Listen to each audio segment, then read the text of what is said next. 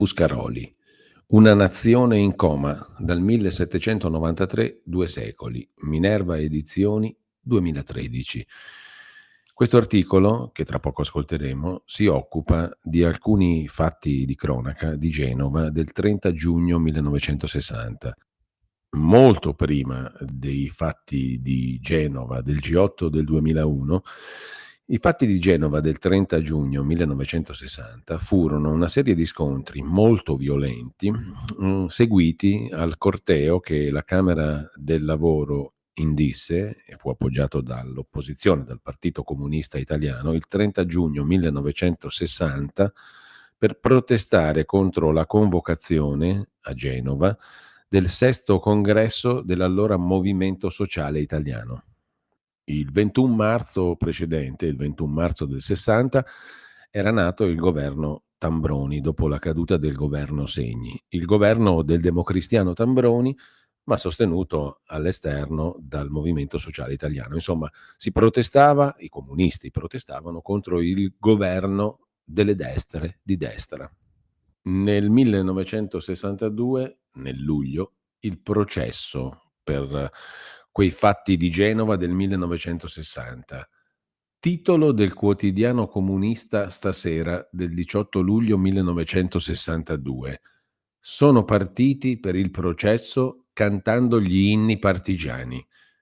Il seguente è l'articolo di Piero Buscaroli intitolato I vigliacconi del Partito Comunista Italiano. Nelle intenzioni doveva essere epopea. Quando si parte cantando per qualche posto, sono cetre e tube guerriere rispolverate nell'arsenale che debbono sostenere il canto, e i 36 che a piede libero muovevano verso Roma ebbero i loro cantori, vistosa rete di complicità, elogi di stampa, sollecitudini di persone importanti resero men arduo il cammino. Le prospettive, infine, non apparivano poi tanto nere. L'atmosfera, sapientemente preparata, avrebbe funzionato. E poi non si andava alla morte. In 36, a piede libero, giovani e forti, ma più dimessamente al Palazzo di Giustizia, sulle rive del Tevere. Soffia il vento, urla la bufera. Il direttissimo delle 10:53 si mette in moto. Valigetta di fibra alla mano, hanno cercato posto su una carrozza di seconda. Intona il cronista già lanciato verso la canzon di gesta. Ne mancavano a tanto commiato le buone madri, le dolci spose, le tenere figlie.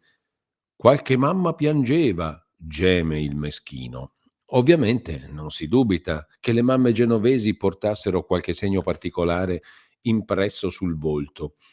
Portavano tutte i segni della quotidiana battaglia per il pane. Portavano.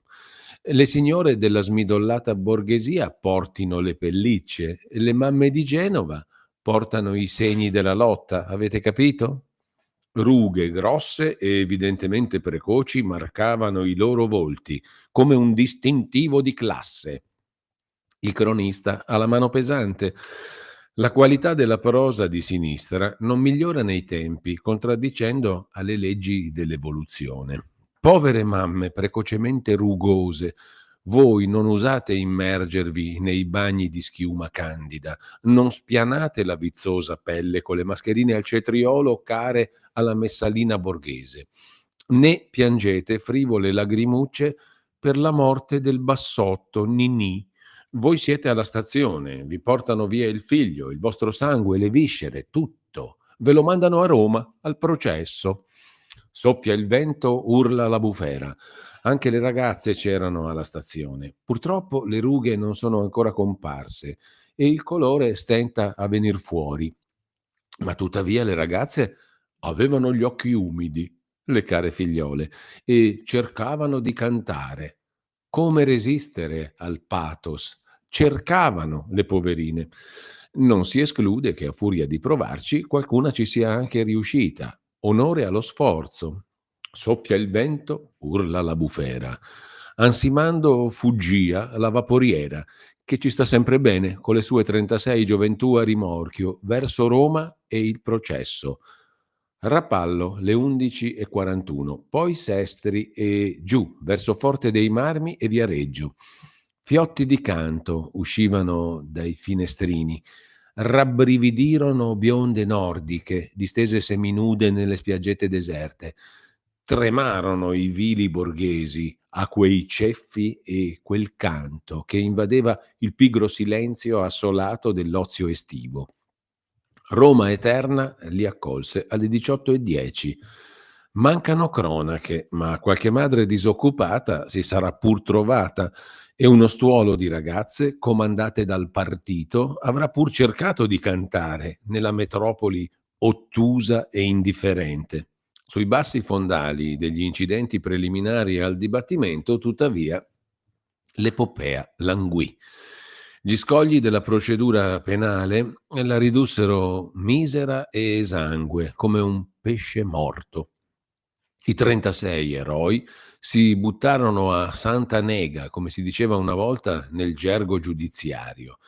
Eran partiti rivendicando la gloria di aver evitato agli italiani il regime gollista di Tambroni, e sta bene. Sapevano, per autorevoli certificazioni, di avere alle spalle l'intera gratitudine del popolo riconoscente, e tuttavia vennero fuori a dire che si trovavano tutti, tranne due, a passar di lì per caso. Poveri cocchi, venivano dal lavoro loro, non sapevano di polizia e carabinieri. Si trovarono presi in mezzo. Uno era stato a trovare la mamma ammalata e l'altro veniva giusto giusto da una visita al cugino idraulico che si era rotto un dito. Uno veniva dall'Accademia di Belle Arti, l'altro era stato a fare il bagno. C'era un mutilato, riconosciuto in atto di percuotere gli agenti col suo uncino ortopedico, ma il dabbenuomo protesta. Mai io avrei potuto essere quel mostro. Io sono un uomo onesto e sincero, amante della legge e della giustizia. I fieri eroi che avevano aggredito la polizia, perché sicuri dell'ordine che questa aveva di non sparare, erano ora dei mansueti agnelli, vittime sacrificali di colpe non commesse. Al diavolo l'epopea. Ve l'immaginate un amatore scesa che se ne venisse fuori a dire: "Ma io passavo per caso"? Bene, gli eroi di Genova ci han fatto proprio questa figura e il poema epico si è afflosciato nella più squallida delle farse. Ci pensassero gli avvocati, ci pensasse il deputato democristiano Giorgio Mastino del Rio, che non rischia neppure quei mesi con la condizionale e può quindi fare l'eroe ancora più a buon mercato, protetto ovviamente, come si dice, dalla sacertà di questa toga intemerata che ora gli contorna il volto porcino. Il mio posto è accanto ai 43 di Genova, tuona l'avvocato ad uso e consumo dei cronisti rossi, disposti per l'occasione a trascrivere religiosamente anche le parole di un deputato democristiano.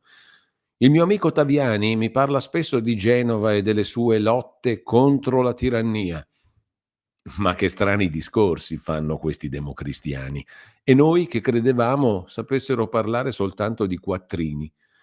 A questo punto tutto sarebbe finito e ce ne sarebbe abbastanza per toglierci ogni residuo rispetto sulle velleità barricadiere di questi eroi da veglione che fanno i maramaldi con la certezza che la polizia non spara e se la fanno sotto soltanto perché non hanno uguale certezza che il collegio giudicante li manderà tutti assolti, con in più il diploma al merito. Potremmo limitarci a sgarniazzare senza un rispetto al mondo sul pianto delle madri rugose e sul tentativo canoro delle fanciulle, sul direttissimo delle 10:53 e sul suo carico di eroi con valigetta di fibra, sul povero cronista che chissà che cosa si aspettava e sul tempismo dell'onorevole Mastino del Rio, presidente dell'ENAL, ansioso di far dimenticare i tempi in cui difendeva il maresciallo Graziani. Ce ne sarebbe abbastanza, dicevamo, ma a questo punto l'indegna parodia epica si trasforma. Come nelle tragedie fatte a regola d'arte, l'atmosfera cambia all'improvviso. Il clima, melenso e risibile, riceve una sferzata dall'intervento del Deus ex machina che cambia di colpo la scena. Entrano in aula due persone e l'una s'appoggia all'altra, come il vecchio Edipo Errabondo giunto a Colono al braccio della figlia Antigone. Entra l'agente di polizia, Davide Baviello, accompagnato da un collega. Davide Baviello non può muoversi da solo, non ricorda, ha lo sguardo fisso e assente. Una sassata gli ha sconquassato il sistema nervoso. Forse il giovane resterà sempre così. 43 attivisti comunisti seduti sui banchi degli accusati non fiatano ora. I difensori maledicono in cuor loro questa regia casuale quanto perfetta che rischia di rovinargli l'effetto degli acuti così ben preparati. Chissà se qualcuno lì dentro capisce che con l'agente Davide Baviello ha fatto il suo ingresso lo Stato. A che t'appoggi, povero Stato senza forza né coraggio? Non ti giova la lustra della tua araldica troppo recente, la tua ruota dentata non ti fa avanzare meglio, il tuo olivo e la tua quercia, la tua stella e la tua chincaglieria sono soltanto simboli ironici. Sei qui adesso, battuto e preso a sassi, smemorato e pietoso.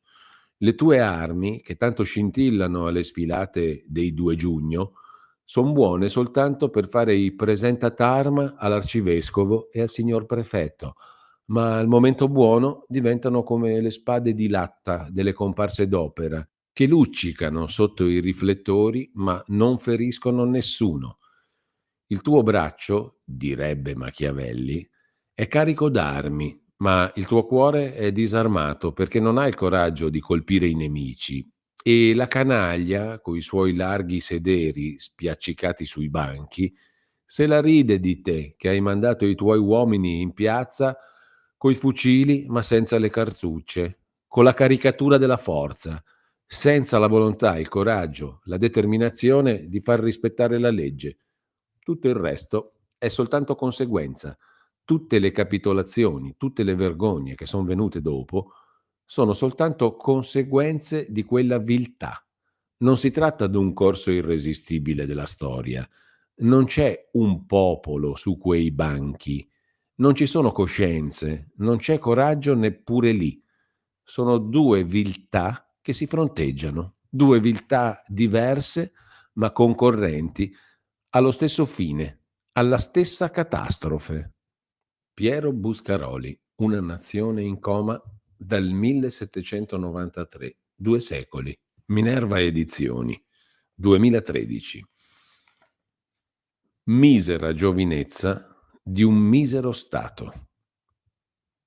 In un orfanotrofio pugliese, dal gentile nome di Santissima Maria d'Altomare, un prete 48enne narcotizzava i ragazzi e abusava di loro nella notte, in un sozzo repertorio di sessualità satanica degno delle laide pagine in cui la fantasia criminale del marchese de Sade inventò gli spassi notturni dei 4 degenerati nel castello della Foresta Nera.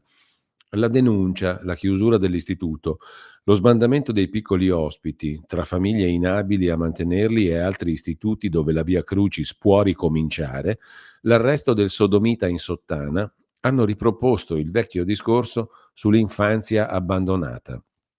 Scandalizzati corsivi e indignati servizi sono apparsi per 2 giorni nella stampa a denunciare ancora la turpe catena di questo sadismo, per lo più di mano clericale, che lo Stato tollera o ignora e la legge neppure reprime quando potrebbe, come la sentenza quasi assolutoria per la megera di Letta Pagliuca dimostra. Si sono ricordati episodi notissimi e ricorrenti, dai Celestini di Prato al Collegio Modenese, dalla bietta casa di Grottaferrata al convitto umbro, dove altri religiosi elargivano ai bimbi per lunghe ore il supplizio del palo. Si sono rievocate polverose inchieste insabbiate. Ancora una volta si scopre che le irregolarità erano conosciute, ma il Tribunale dei minorenni di Bari, informato da almeno 3 mesi, non pensò che fosse il caso di intervenire. Il prefetto non aveva poteri, l'assessore regionale neppure, perché l'istituto è privato e d'altronde egli dispone di una sola assistente sociale per tutta la regione. Dove sono allora gli eserciti di uomini e donne che prendono stipendi dallo Stato e dagli enti pubblici, se poi, quando servirebbero, dalla custodia delle opere d'arte a quella dei bambini abbandonati non se ne trova mai uno? Il discorso è più ampio. Non è lecito fermarsi al lamento sulla gioventù abbandonata, al 500.000 di ospiti degli istituti di assistenza. Essi sono soltanto i candidati ufficiali e già inquadrati alla disperazione e al martirio. Non sono i soli. È tutta la gioventù italiana che oggi può dirsi abbandonata. Le criminalità comune, sessuale e politica possono arruolare i nostri figli in ogni luogo e farne scempio e mutarli in spacciatori di droga, lenoni, prostitute, invertiti, ladri, rapinatori, assassini e suicidi, senza che lo Stato eserciti su di loro alcuna protezione. Se talvolta punisce, rinchiude i colpevoli in luoghi orrendi, dove il guasto delle coscienze e dei corpi diventa totale. Non esiste scuola e vivaio del crimine così attivo e completo come il clima morale di questa Repubblica, nata dalla Resistenza ma vissuta di menzogna e latrocinio. Non elenchiamo a caso. La cronaca di 2 o 3 giorni qualsiasi basta a darci una visione allucinante della nostra gioventù. Per spaccio di banconote false sono arrestati a Napoli 4 ragazzi tra i 13 e i 17 anni. A Roma sono presi spacciatori di droga di 18, 19, 20 anni. A Milano i giornali riferiscono con didascalica tranquillità che certa sparatoria nella notte di lunedì avvenne in un regolamento di conti per la spartizione di parcheggi di prostitute, età di questi ruffiani guerrieri 20 e 21 anni. La prostituta al centro della lite ne ha 19. Soltanto a Milano le prostitute sotto i 20 anni sono più di 2000, i lenoni della stessa età 1 migliaio, gli invertiti e i travestiti ancora di più. Qualsiasi funzionario di polizia vi parlerà del nuovo incubo costituito dalle bande di minorenni, anche liceali, che hanno appreso a rapinare banche e negozi nell'impunità degli insospettabili, per ritornarsene a scuola, magari dopo un'ora di assenza. Per recensire l'ultimo film uscito dai ricordi truccati e dalle digestioni pesanti di Fellini, Natalia Ginzburg ha scritto che la sua generazione, di quelli che sono cresciuti nel fascismo, è una generazione di malinconici. Il fascismo era sordido, miserabile e atroce. Tutta l'Italia era allora simile a una provincia. Stiamo a vedere che cosa verrà fuori da questa Italia nuova, cosmopolita, sprovincializzata, dal tono festoso e fiducioso delle generazioni nuove. Noi abbiamo l'amaro diritto di opporre a questi ricordi ritoccati e intrisi nel veleno dell'odio, la cui falsità può essere riscontrata da qualunque italiano sopra i 50 anni, l'eloquente panorama della nostra gioventù d'oggi, figlia di questo regime. Questa gioventù allevata nella discriminazione faziosa, nel dileggio sui sacrifici e le speranze delle generazioni precedenti. Questa gioventù cui si sono iniettati ogni giorno il culto della mediocrità e della bassezza, l'apologia dell'opportunismo e del tradimento, l'esaltazione del menefreghismo e del carrierismo, l'adorazione forsennata del proprio vantaggio, del denaro e del sesso come soli e supremi valori della vita. Questa gioventù è la più disperata e la più spenta che la storia d'Italia ricordi. Quando mai, se non per eccezioni patologiche, bambine e ragazze sotto i 20 anni cedettero alla prepotente vocazione di farsi prostitute in massa? E quando mai si videro legioni di lenoni ventenni? Minoranze, direte, ma aggiungete le minoranze corrotte dei convitti, traviate dei riformatori, i giovani delinquenti, a spasso, i drogati, i violenti politici e avete un quadro spaventoso. Abbiamo il diritto di chiedere: che cosa avete fatto, o scellerati? Che cosa fate dei nostri figli? Nell'ultimo numero di Gente leggiamo la denuncia disperata della madre di Fernando Volpi, un ragazzo di 14 anni che si è ucciso impiccandosi nella sua bella casa, vegliata da affetti saldi e sicuri. Io voglio che lei dica chiaramente che il 7 ottobre ho affidato un bambino a una scuola e questo bambino mi è stato strumentalizzato, mi è stato distrutto e dopo 4 mesi mi è morto. Quando mai l'apertura delle scuole si era fatta coincidere con la distruzione sistematica e progressiva di una coscienza e di una vita? Aggiunge il padre. Questi ragazzi a 13-14 anni, che colpa vuole che abbiano? Sono reclutati da gente adulta che ha anche mezzi economici, se può distribuire migliaia di fogli ciclostilati, migliaia di volantini. 5 giorni dopo si è impiccata Maria Giovanna Marinelli, una fanciulla coetanea del suicida e sua seguace, come lui fanatizzata e travolta nel mondo oscuro dell'estrema sinistra. Altri, che rifiutano di farsi strumentalizzare e inquadrare, rischiano pestaggi a volte mortali.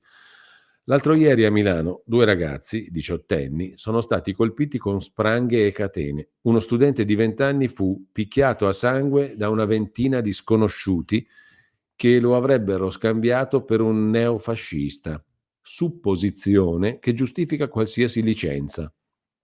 A Montepulciano basta che ci si imbatta durante una lettura in classe nella parola circoncisione perché l'insegnante, ripugna davvero usare questa parola, si precipiti alla lavagna a disegnare organi sessuali davanti a una scolaresca di tredicenni allibiti. I libri che questo sporcaccione di Stato consigliava agli scolari avevano titoli come La lotta sessuale dei giovani, il diritto di aborto, la parte delle bambine, eccetera. Un caso isolato? Non tanto. Prodotto del regime, costui preparava a sua volta le nuove leve per il futuro. All'Università Cattolica di Milano le ragazze allestiscono una mostra sull'aborto e gli antifecondativi, un manifesto in preca contro il peso della maternità, mostrando una donna incinta con al piede la palla di ferro dei galeotti.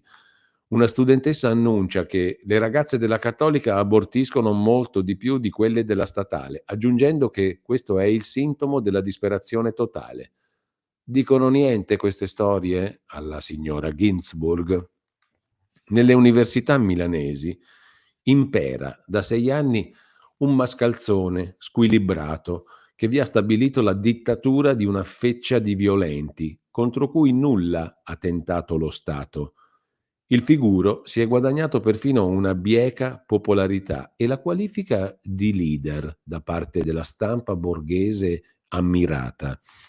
L'estrema sinistra spadroneggia nelle università del nord, i cui edifici, ridotti a variopinti letamai, sono letteralmente confiscati dalla teppa che espelle ormai non più soltanto i fascisti o ritenuti tali, ma perfino i cattolici progressisti. La delinquenza di regime, tollerata e incoraggiata dallo Stato, non solo corrompe questi poveri nostri ragazzi negli istituti per gli orfani, ma li insidia e pervertisce nelle scuole, cui con fiduciosa incoscienza continuiamo ad affidarli, o ce li lascia massacrare di botte nelle assemblee e per le strade, quando non li restituisce drogati, delinquenti o morti. Misera giovinezza in un misero stato. La sorte di queste generazioni deve preoccuparci ben più della vicenda dei ministri corrotti, dei giornalisti o dei figli di illustri personaggi comperati dai petrolieri. Il dramma di queste generazioni infangate durerà molto più a lungo dei crimini e delle folle di una classe dirigente destinata in ogni caso a scomparire.